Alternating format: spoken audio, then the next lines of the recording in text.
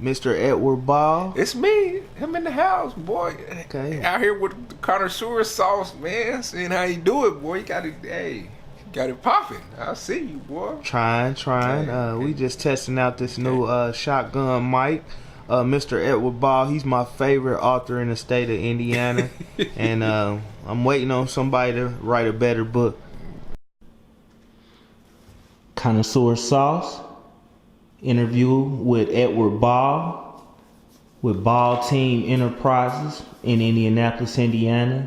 Mr. Edward Ball, tell us about yourself. Well, I mean, I'm a native of Indianapolis. Grew up on the West Coast, actually, but Where at on the West Coast? California, Sacramento, man. Sacramento, California, man. So Shout out to Sacktown. Sacktown. Yeah, but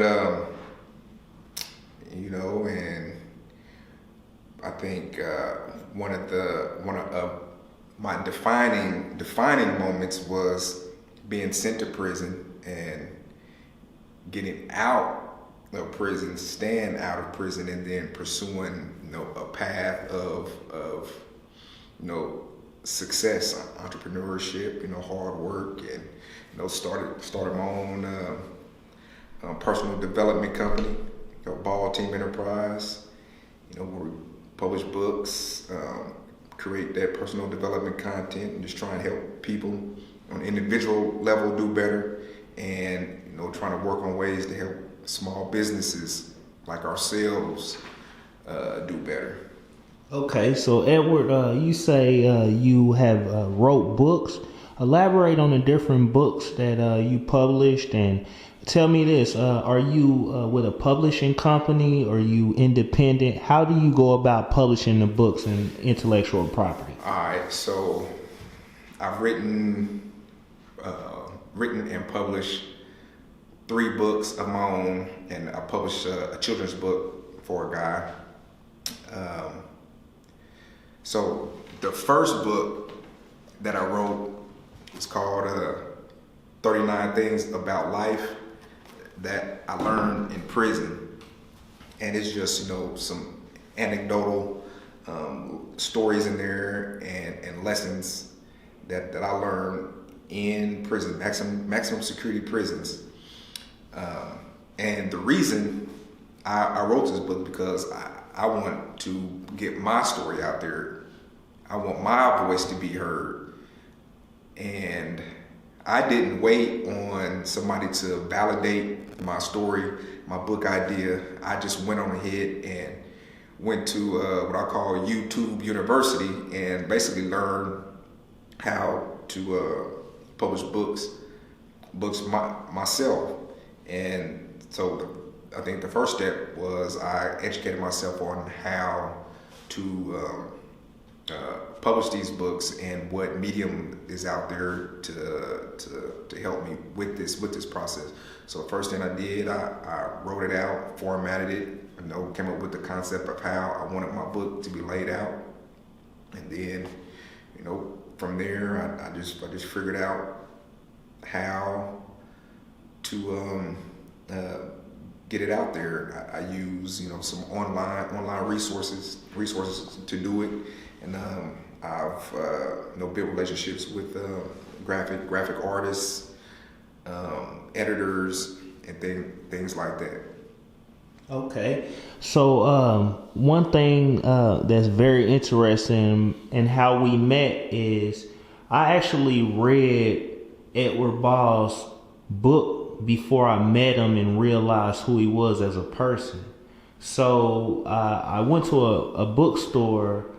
It was a owner. His name was Antoine Floyd. Yeah. Okay, so Antoine is a big promoter of Edward. Like, I had some extra change to spend, and I was like, just tell me a hometown author. Like, just give me a few authors I can support locally. And his front runner pick was 39 Things About Life I Learned in Prison by Edward Ball. So I'm like, okay, I bought it. And I read it, and it changed my life in essence. And from his perspective, he educated me on the fact that you need to be on no nonsense thoughts and no nonsense ideas, no nonsense period, because no nonsense thoughts will lead you on paths of success. And with success, it compounds. So if you're on a lot of nonsense, the negative aspects are going to be compounded. And that's one thing that I learned from reading his book. And it's different. It's just different, like you said, anecdotes in it, and it's like placed in a story method, and it's easy for the reader to consume. Right. Okay, so tell us about some more of your books. All right, and then following the 39 Things About Life, I wrote what I learned in the streets and in prison that can help you win at the game of life.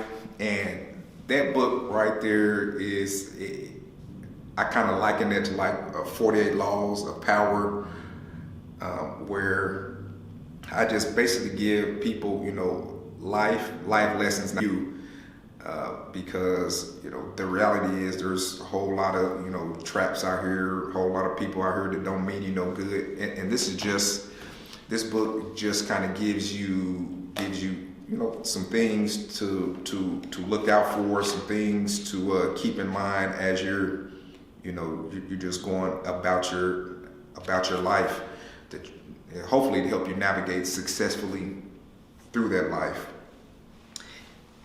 Go ahead. Okay, so Mr. Edward, that is very cool, and me and my father and all my life, we always aspire to educate ourselves and think for ourselves. So like, that's big to meet someone that not only has one book, but 2, 3, 4 books. And, you're making it look incredibly simplistic to be able to have 3 books. And it's making, it's making good for the community to be able to showcase a black author.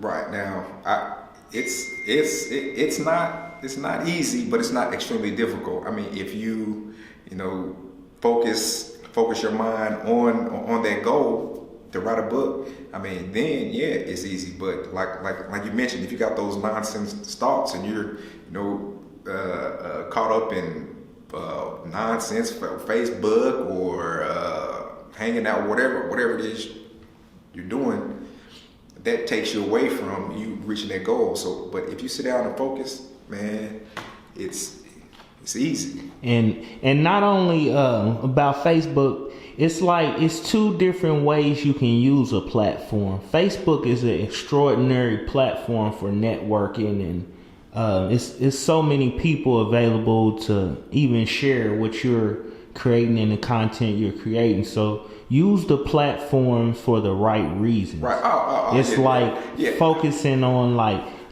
use the fork for eating. Don't try to use the fork for something else. Right. Now I don't want to knock Facebook because Facebook is like one of the most powerful platforms. If you're out here, you got a message, you got a product, and if you use Facebook right, you can get rich. But I'm talking about, like you said, using a fork for trying to dig a ditch. Nah, you can't waste all your time on Facebook.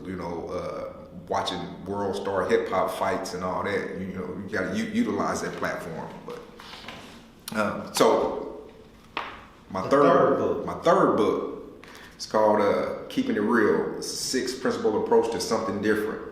And this book is really about making a successful transition. So just like 6 principles that our parents basically taught us growing up that we can utilize to make that successful change, that successful transition. So if you're coming from prison to back into the community, then they can help you. This book can help you make that transition successfully. Or if you are a high school senior trying to make that transition to a college student, or you're trying to make that transition from that college student into the workforce successfully, I think this book, Keeping It Real, is something that can help you. That can help you get there.